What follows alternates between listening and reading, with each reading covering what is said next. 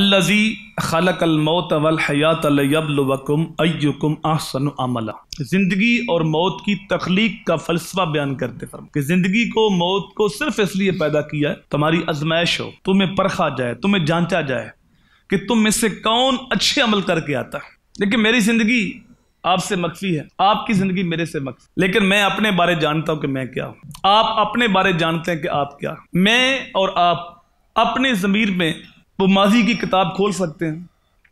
किसी की जिंदगी 20 साल गुजरी, किसी की 30 साल गुजरी, किसी की 50 साल गुजरी, किसी की 70 साल गुजरी।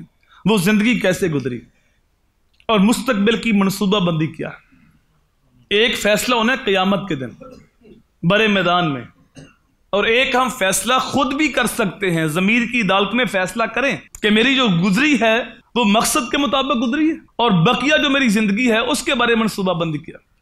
ये मैं भी जानता हूं, आप भी जानते हैं कि जिंदगी एक पानी का बुलबुला है, किसी वक्त भी खत्म हो सकता है। जो सांस अंदर है उसने पता नहीं बाहर आना है कि नहीं, जो बाहर है उसने पता नहीं अंदर जाना है कि नहीं। ये जो किसी को हार्ट अटैक होता है और अचानक एक्सीडेंट होता है, गाड़ी के नीचे आ गया, तो जब उसका ऐलान हो रहा होता है तो हमारे कान कबूल करने को तैयार नहीं होते। यार अभी तो अच्छा भला था, अभी 1 घंटा पहले मुझे मिला, बिल्कुल ठीक ठाक था, उससे क्या हुआ, यकीन नहीं आ रहा। तो फिर जब हम उसको देखते हैं ना कब्र में उतर रहा है, तो एक लम्हे अंदर से आवाज आती है कि ये वक्त तेरे ऊपर भी आने वाला, ये ऐलान तेरे लिए भी होगा।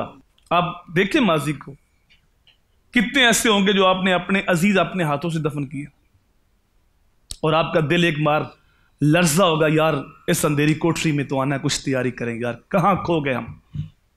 लेकिन जब दफन करके आ गए, 1 दिन गुजरा, गम कम हुआ, 2 दिन गुजरे, 3 दिन गुजरे, भूल गए।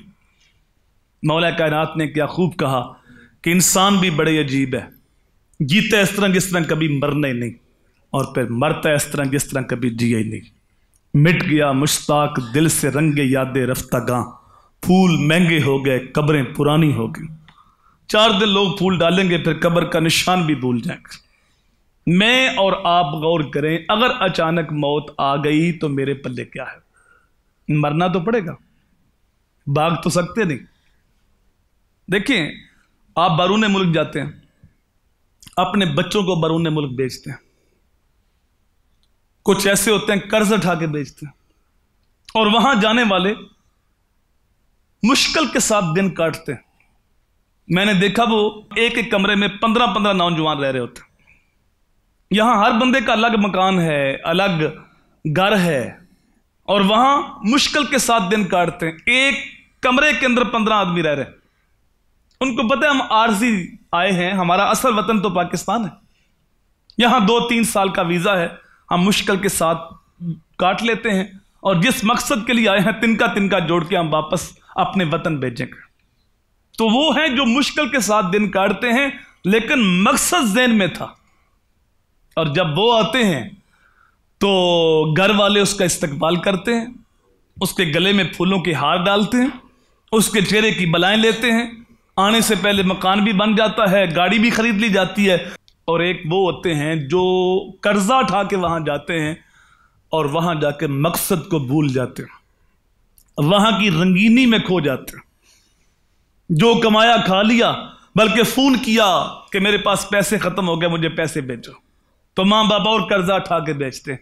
और जब वो 2-3 साल के बाद वापस पलटते हैं तो कोई उसका इस्तकबाल नहीं करता, कोई उसके चेहरे की बलाएं नहीं लेता, बल्कि उसको कोसते हैं कि तुझे पहले कर्जा उठा के भेजा था, तुम और कर्जा चढ़ा के आ गए। यही मिसाल बंदा मोमन की है। हम दुनिया पे आए हैं महदूद मुद्दत के वीजे के लिए। किसी का वीजा 10 साल का है, किसी का 20 साल का है, किसी का 50 साल का, किसी का 100 साल का। कुछ आके दुनिया की रंगीनी में खो जाते हैं और कुछ आके मकसद पे फोकस करते हैं। मेरा मकसद क्या है, मुझे अल्लाह ने बनाया क्यों है, मैं दुनिया पे आया क्यों हूं। तो जो मकसद पे नजर रखते हैं और उसके लिए मेहनत करते हैं, दिन रात एक कर देते हैं, तगोताज करते हैं, तो जब वो जाते हैं तो उसके लिए कब्र जन्नत का बाग बन जाती है। और जो मकसद को भूल गए, जिस मकसद के लिए आया था वो भूल गए और दुनिया की रंगीनी के अंदर खो गए, तो फरमाया उसके लिए कब्र जहन्नम का गड़ा बन जाती है, क्योंकि उसने मकसद को बुला दिया। बिलाल हबशी का जब इंतकाल हुआ तो आप खुशी के नारे मार रहे थे, बीवी कह रही थी वाह हुस्ना, हाय गम की बात। आपने उसको डांटा, फरमाया वाह ताराबा, खुशी की बात। वो कहती है जनाब खुशी किस बात की, मैं तो बेवा हो रही हूं, बच्चे यतीम हो रहे हैं, आप रुखसत हो रहे हैं, तो गम की बात। आप फरमाते हैं नहीं नहीं गम की बात होगी तेरे लिए, मेरे लिए खुशी की बात है। ये मौत तो रुकावट थी, जब मरूंगा तो मोहम्मद अरबी का दीदार करूंगा, मरूंगा तो अपने साहब से मुलाकात करूंगा।